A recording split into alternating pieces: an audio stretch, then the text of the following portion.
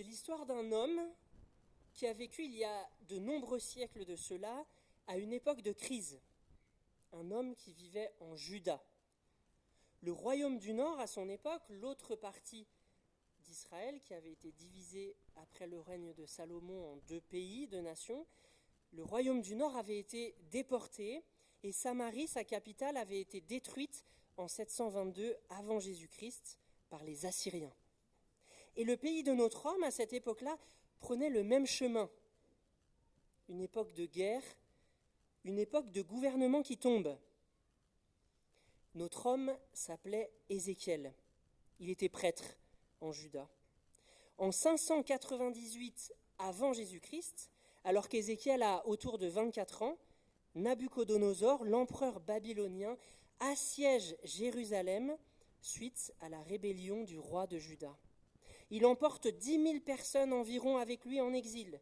Et Ézéchiel fait partie de ceux-là, de ceux qui sont emmenés en 598 en Babylonie, à l'étranger, loin de leur pays, déracinés, emmenés loin du temple, le centre de sa vie en tant que prêtre, le centre de sa vie en tant que membre du peuple juif, tout simplement. Et dans cette situation difficile, dans cette situation de crise, plusieurs voix se lèvent pour annoncer la paix et pour encourager le peuple, en disant que l'exil ne durera que 2 ans et que tout ira mieux très rapidement. D'autres voix, elles, annoncent d'autres malheurs encore à venir, et que l'exil ne durera pas que 2 ans, mais qu'il durera 70 ans. Jérémie, un autre prophète, fait partie de cela, et Ézéchiel l'a entendu. Et à partir de 593 avant Jésus-Christ, alors qu'Ézéchiel a maintenant autour de 30 ans, il rentre dans son ministère prophétique et joint sa voix à celle de Jérémie et à d'autres pour appeler le peuple à un changement radical. Il proclame de la part de Dieu que les crises que traverse le peuple ont des racines spirituelles. Cette génération ne connaîtra pas la paix si elle ne se détourne pas de l'idolâtrie et de l'injustice qu'ils commettent. Malheureusement, le peuple n'a pas voulu écouter Jérémie, ils l'ont même persécuté, ils ne veulent pas non plus écouter Ézéchiel. Alors, le 15 janvier 588 ou 587, on n'est pas tout à fait sûr de l'année exacte, Ézéchiel leur transmet ce dernier message avant le grand malheur. Je vous propose d'écouter avec moi ce message en Ézéchiel, chapitre 24, les versets 1 à 14. Ézéchiel, chapitre 24, les versets 1 à 14. La 9e année après l'exil, après la première vague d'exil, au cours de laquelle Ézéchiel avait été emmené en Babylonie, le 10e jour du 10e mois, le fameux 15 janvier 588 ou 587, la parole du Seigneur me fut adressée. Fils d'Adam, note par écrit la date de ce jour, car c'est aujourd'hui même que le roi de Babylone, Nabuchodonosor, commence le siège de Jérusalem. Présente à ce peuple rebelle cette parabole en lui disant que c'est moi, le Seigneur Dieu, qui la lui adresse. Prépare une marmite, verse de l'eau dedans, place-y des morceaux de viande, tous les morceaux de choix, le gigot et l'épaule. Remplis-la avec les meilleurs os. Prends la viande des plus beaux moutons, entasse les os au fond de la marmite, fais bouillir le tout à gros bouillon, car même les os doivent cuire. Oui, je le déclare, moi, le Seigneur Dieu, quel malheur pour la ville sanguinaire. Elle ressemble à une marmite rouillée, impossible à nettoyer. Vide la marmite, morceau par morceau, aucun ne sera préservé par une décision du sort. Car le sang versé est encore dans la ville, il a été répandu sur la pierre nue. La terre ne l'a pas absorbé et personne ne l'a recouvert de poussière. Et moi, je laisse le sang sur la pierre nue, sans le recouvrir, pour qu'il suscite ma colère et réclame ma vengeance.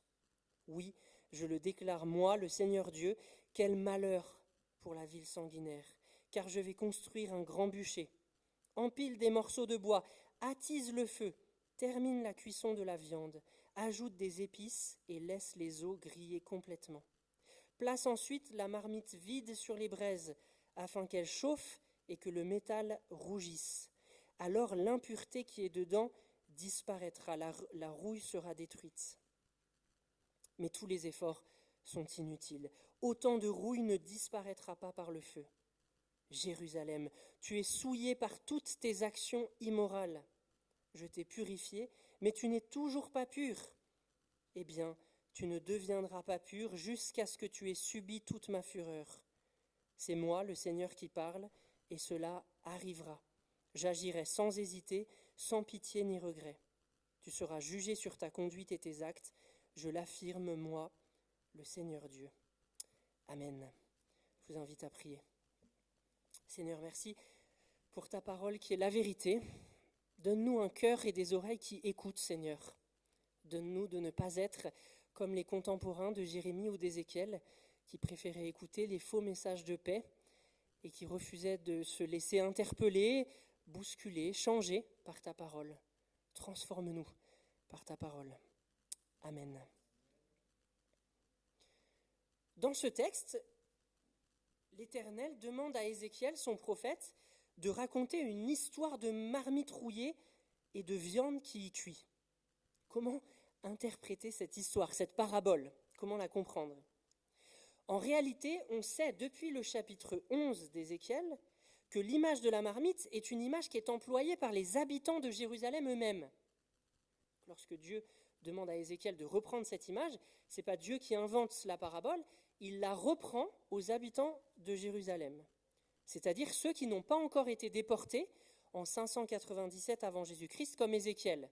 Il y a environ 10 000 personnes qui avaient été déportées par Nabuchodonosor, mais tout un tas d'autres personnes étaient restées à Jérusalem. Et c'est ceux qui restent qui avaient inventé, entre guillemets, cette parabole de la marmite, en disant « la ville de Jérusalem, c'est la marmite, et nous sommes la viande, les morceaux choisis qui sont restés dans la marmite, qui n'ont pas été déportés par Nabuchodonosor à Babylone. » Autrement dit, les habitants de Jérusalem non déportés avec Ézéchiel se prennent pour des morceaux choisis, des morceaux supérieurs, qui n'ont pas été sortis de la marmite comme les autres habitants déportés à Babylone. Ils se pensent à l'abri du malheur.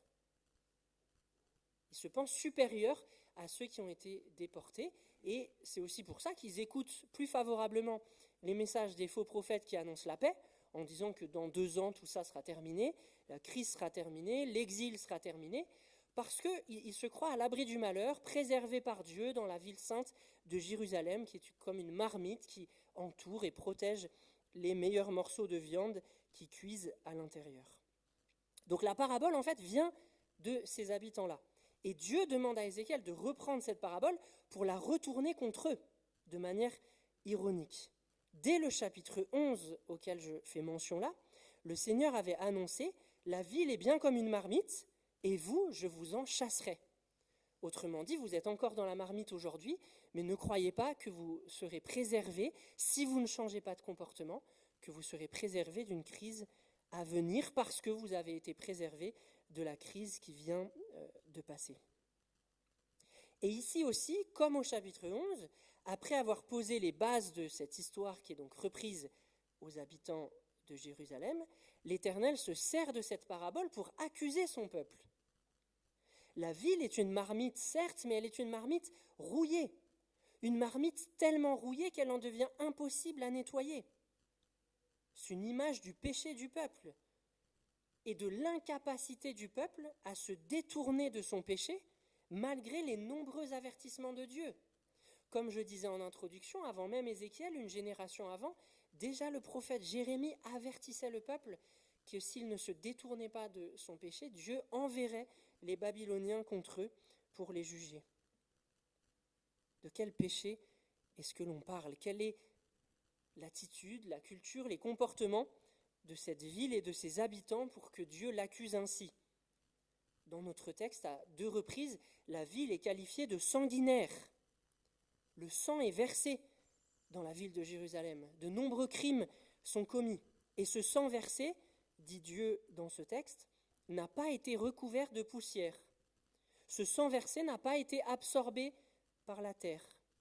Ça signifie certainement que le sang a été versé de manière criminelle, parce que dans la Bible, dans d'autres textes, par exemple lorsque les Juifs tuaient des animaux pour les manger, le sang devait être recouvert par la poussière de la terre, très certainement pour symboliser que ce sang a été versé dans le cadre des lois qui sont dictées par l'Éternel, et que le sang n'a pas été versé de manière injuste.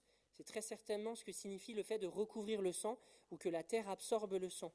Mais si le sang n'est pas recouvert, c'est-à-dire que le sang a été versé de manière injuste, et que ce sang crie l'injustice vers Dieu, et que Dieu entend et Dieu voit ces crimes et ces injustices qui sont commises par les habitants de Jérusalem. Et dans les 2 chapitres qui précèdent le texte que nous avons lu, Ézéchiel accusait déjà Jérusalem d'être une ville sanguinaire et une prostituée, parfois dans des termes très crus. On peut retenir dans ce qui est dénoncé donc au chapitre 22 et 23 l'oppression. Jérusalem a développé un système économique profondément injuste avec l'oppression des plus faibles, l'immigré, l'orphelin, la veuve, l'injustice sociale qui se pratiquait dans la ville de Jérusalem, les violences sexuelles aussi, qui sont dénoncées au chapitre 22 et 23, l'idolâtrie, l'adoration d'autres dieux, et les alliances politiques avec les autres nations, alors que Dieu avait précisément interdit de faire ces alliances-là.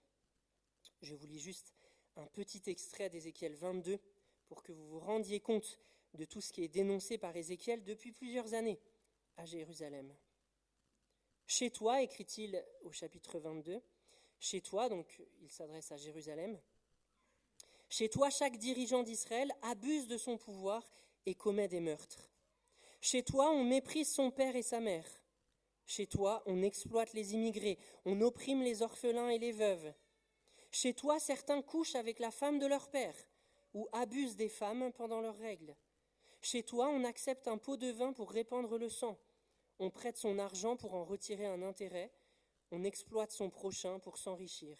Et moi, on m'oublie totalement. Je l'affirme, moi, le Seigneur Dieu. » À cause de tous ces crimes qui se commettent en Jérusalem et en Juda de manière plus globale, le Seigneur annonce maintenant la sanction. L'Éternel va exercer son jugement contre la ville sanguinaire. Dieu voit l'injustice et Dieu ne tolère pas pour toujours l'injustice. La marmite sera vidée de ses morceaux de viande. Une manière de dire que la ville sera de nouveau assiégée. Ça sera la 2e fois, puisqu'elle l'a déjà été en 597, lorsque Ézéchiel a été emmené en exil avec 10 000 autres personnes.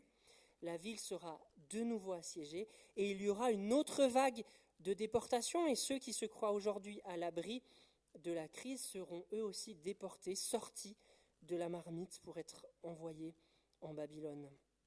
L'Éternel sonne la fin de la récré. Il a averti son peuple par ses prophètes qui ont appelé au changement radical pendant des années, mais le peuple a préféré écouter les faux prophètes qui annonçaient la paix, qui annonçaient que tout irait très bien et très rapidement. Maintenant, c'est terminé. Après avoir averti son peuple à plusieurs reprises, Dieu met un terme ici à sa patience envers Jérusalem pour la sanctionner plus sévèrement même que la première fois, puisqu'en 587, le siège de Jérusalem qui commence dans notre texte et que Ézéchiel annonce, en 587 donc, les opérations menées par Nabuchodonosor et qui sont annoncées ici, iront jusqu'à la destruction de la ville et du temple, ce qui n'a pas été le cas 10 ans plus tôt. À ce moment-là, le temple à Jérusalem va être détruit, la ville va être détruite. Mais comment le peuple en est-il arrivé là ? Quelles sont les racines spirituelles de cette crise qu'Ézéchiel cherche à mettre en lumière par ses prophéties ?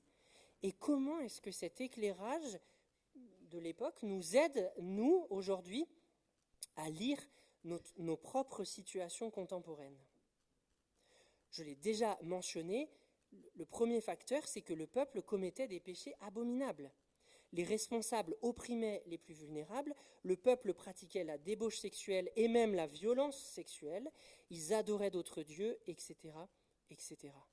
Sédécias, le roi de Juda à cette époque, a passé une alliance avec l'Égypte pour se protéger de Babylone, alors que Dieu avait explicitement dit par Jérémie qu'il fallait se soumettre à Babylone et que tout irait bien s'ils acceptaient de se soumettre à Babylone plutôt que d'aller rechercher un abri du côté de l'Égypte. Sédécias s'est ensuite rebellé contre l'empire babylonien. En quoi est-ce que c'est un péché? En quoi est-ce que ça concerne la relation avec Dieu que de se rebeller contre l'empire babylonien? Eh bien, Sédécias avait juré fidélité au nom de l'Éternel à Nabuchodonosor. En se rebellant donc contre l'empire babylonien, il trahit le serment qu'il a passé devant Dieu et au nom de Dieu. Et Dieu avait prévenu, comme je l'ai déjà dit, à de nombreuses reprises ce peuple qu'il était en train d'aller droit dans le mur avec cette posture, ces comportements, cette idolâtrie, cette violence, ces alliances politiques. Mais le peuple, malgré tous ces avertissements, a été incapable de se détourner de ces fautes-là pour revenir à une vie juste. Comment se fait-il qu'ils aient été incapables de changer ? Comment se fait-il, alors que Dieu a envoyé plusieurs prophètes pour dénoncer de manière précise les crimes commis et le changement attendu pour éviter le malheur, comment se fait-il qu'ils ont été incapables de se détourner de ce chemin pour retourner vers une vie juste ? Il me semble que le problème de fond qui est dénoncé par Ézéchiel et par d'autres avant lui, c'est l'orgueil du peuple. Un orgueil qui se traduit parfois de manière un peu subtile, par une volonté d'autonomie vis-à-vis de Dieu. Pourquoi changer puisque tout va bien pour nous ? Pourquoi changer alors que nous sommes les morceaux choisis, toujours dans la marmite, tandis que d'autres ont été déportés ? Si nous ne nous faisons pas déporter, alors que nous commettons des crimes, que nous avons une éthique économique discutable, mais qu'il ne nous arrive rien, que tout ça est sans conséquence pour nous et que même nous nous portons bien alors que d'autres ont été déportés, pourquoi changer ? Pourquoi changer alors que mener une vie juste ou une vie injuste ne semble pas vraiment faire de différence sur les conséquences que l'on subit et la manière dont on traverse les crises politiques, etc. C'est par cette manière-là, je crois, de vivre et de raisonner que les contemporains d'Ézéchiel se retrouvent incapables de changer. Ils ne sont pas assez motivés pour changer parce qu'ils se rendent compte que de mener une vie juste ou injuste, ça ne change pas grand-chose, et même, encore une fois, que ceux qui ont été déportés n'étaient pas forcément plus injustes et que eux, ceux qui restent à Jérusalem, tout en commettant l'injustice, tout en ne suivant pas les lois de l'Éternel, ils sont toujours à Jérusalem et tout va bien pour eux. En raisonnant ainsi, ils reproduisent, ils continuent le péché d'Adam et Ève, qui dans le jardin déjà, en mangeant le fruit de la connaissance du bien et du mal, avaient voulu décider à la place de Dieu ce qui était bien et mal. Il y a dans le péché originel d'Adam et Ève une volonté d'autonomie par rapport à Dieu, de décider par soi-même de ce qui est bien et de ce qui est mal, et donc de la manière dont je veux vivre. Les contemporains d'Ézéchiel poursuivaient, continuaient ce péché originel de volonté d'autonomie vis-à-vis de Dieu. Et malheureusement, cet état d'esprit traverse toute l'histoire de l'humanité jusqu'à nous aujourd'hui. À l'époque du Nouveau Testament déjà, l'apôtre Pierre écrit dans sa deuxième lettre au chapitre 3 « Sachez avant tout ceci, dans les derniers jours qui commencent il y a 2000 ans, à l'époque de Pierre déjà, dans les derniers jours viendront des gens moqueurs, menés par leurs mauvais penchants. Ils diront avec moquerie, « Il a promis de venir, n'est-ce pas ?» en parlant de Dieu. Eh bien, où est-il ? Nos pères sont déjà morts, mais tout demeure dans le même état que depuis la création du monde. Nous nous pensons peut-être meilleurs que les Israélites de cette époque, parce que nous n'opprimons pas l'immigré, la veuve et l'orphelin, et que nous n'adorons pas d'autres dieux. En tout cas, j'espère. Mais est-ce suffisant pour se penser meilleurs que les Israélites de cette époque ? Ne sommes-nous pas tentés, nous aussi, lorsque les choses vont globalement bien pour nous, de laisser Dieu de côté, comme si nous n'avions pas vraiment besoin de lui ? Ne sommes-nous pas tentés, nous aussi, de mettre notre confiance dans notre travail, dans notre salaire, dans nos sécurités relationnelles et matérielles, plutôt que de nous appuyer sur Dieu. Et je confesse que c'est une difficulté que j'identifie dans ma propre vie. Quand les choses vont globalement bien, il est plus facile d'oublier Dieu.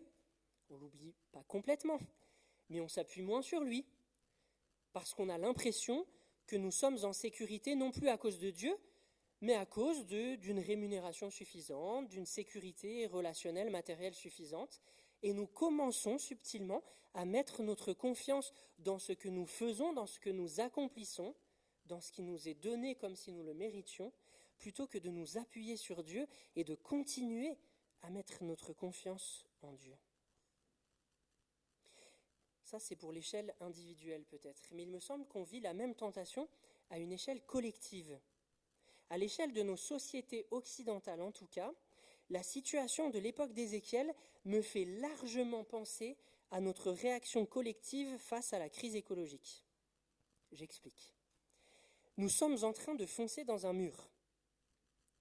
Il est bien établi que la température sur Terre se réchauffe, il est bien établi que la biodiversité s'effondre, ce n'est pas juste une ou deux espèces qui disparaissent de temps en temps, c'est la biodiversité dans son ensemble qui s'effondre et que les ressources disponibles sur la Terre s'amenuisent d'année en année.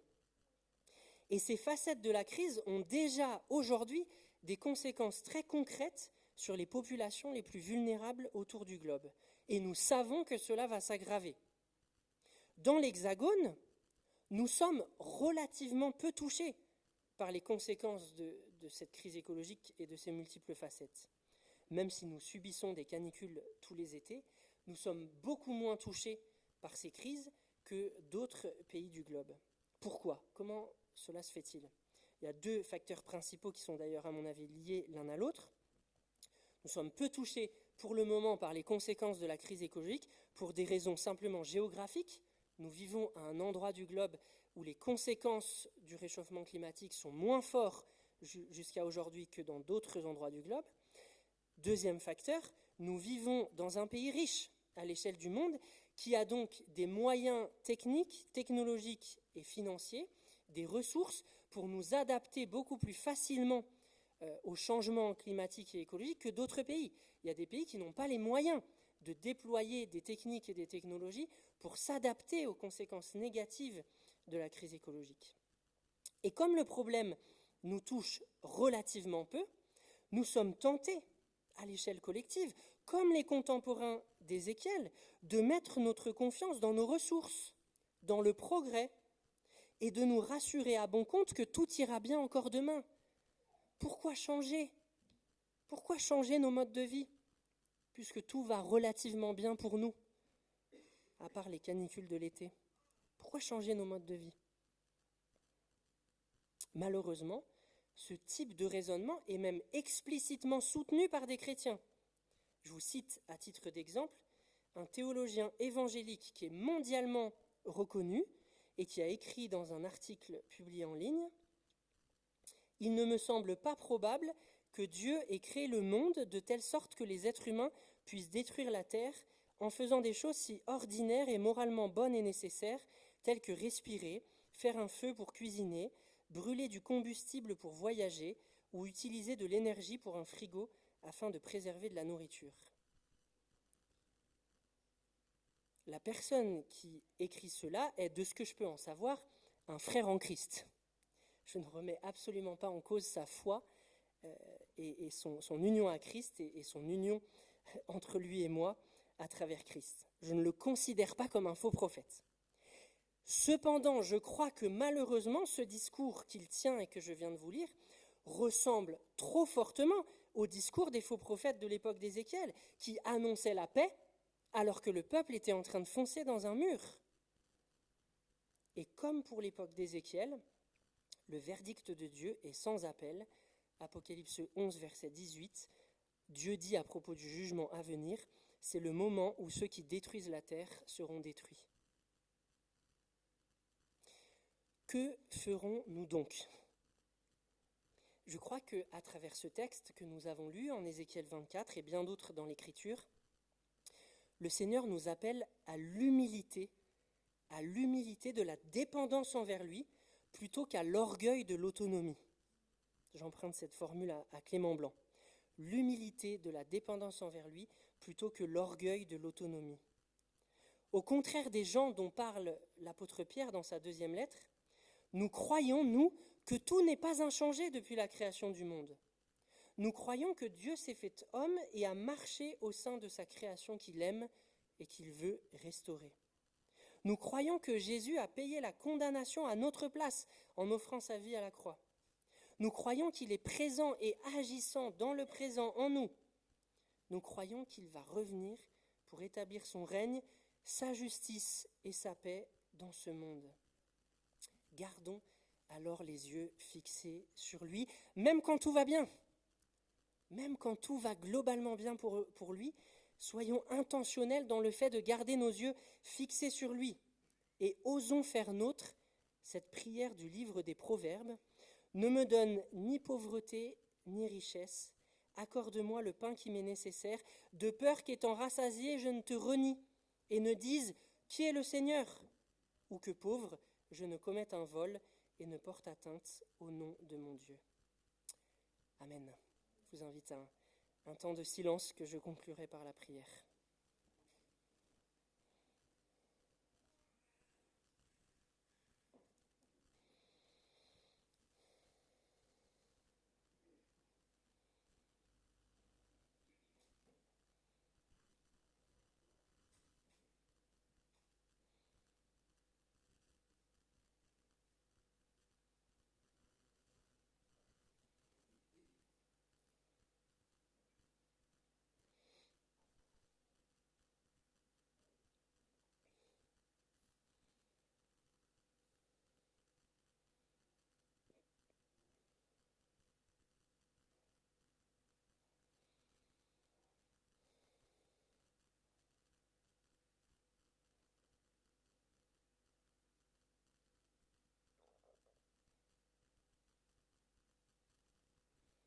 Seigneur, donne-nous de ne pas t'oublier. Donne-nous de nous appuyer sur toi en toutes circonstances. Donne-nous, lorsque nous traversons des crises personnelles ou collectives, de ne pas te rejeter, mais de discerner, comme les prophètes l'ont fait avant nous, et même si nous ne sommes pas prophètes au même titre qu'eux, donne-nous de discerner les racines spirituelles des crises que nous traversons. Oui, donne-nous de la sagesse et du discernement pour discerner ton action et ta présence dans les crises que nous vivons. Et lorsque tout va globalement bien pour nous, là encore, donne-nous de ne pas t'oublier, de ne pas vivre comme si nos sécurités dépendaient de nous, de nos petites stratégies, de nos forces et de notre travail. Donne-nous de toujours garder les yeux fixés sur toi, de vivre dans la crise et dans le bonheur, en restant dans l'humilité, en restant attachés à toi. Donne-nous dans la crise et dans le bonheur de ne pas nous enorgueillir, comme si nous étions les propres maîtres de nos vies. Donne-nous de ne pas être tentés en rien du tout, Seigneur, par l'orgueil de l'autonomie vis-à-vis de toi. Oui, garde-nous attachés à toi. Et Seigneur, toi qui, ce texte nous le rappelle aussi, es celui qui voit le sang versé partout sur la terre, toi qui es le Dieu qui ne ferme pas les yeux sur l'injustice, mais qui exerce sa patience pour que l'évangile se répande, mais qui mettra un jour une fin définitive au mal et à l'injustice dans le monde. Nous voulons aussi te prier pour notre monde qui traverse de nombreuses crises. Seigneur, nous te prions pour Madagascar, suite au coup d'État de l'armée. Nous te prions pour que la stabilité et la paix reviennent dans le pays. Nous te prions pour que la justice croisse et que ce coup d'État ne soit pas l'occasion de nouvelles injustices commises par un nouveau gouvernement. Seigneur, viens agir à Madagascar. Nous te prions pour la société biblique de Madagascar qui a été pillée et incendiée dans les émeutes, qui a perdu pour 100 000 euros de biens. Que tu puisses remplir nos frères et sœurs engagés dans cette société biblique de paix, d'amour de l'ennemi aussi, Seigneur, face à cette injustice commise contre la société biblique. que tu les aides à se redresser et à se relever et à continuer d'être témoins de ton évangile, de qui tu es dans cette situation difficile que traverse le pays.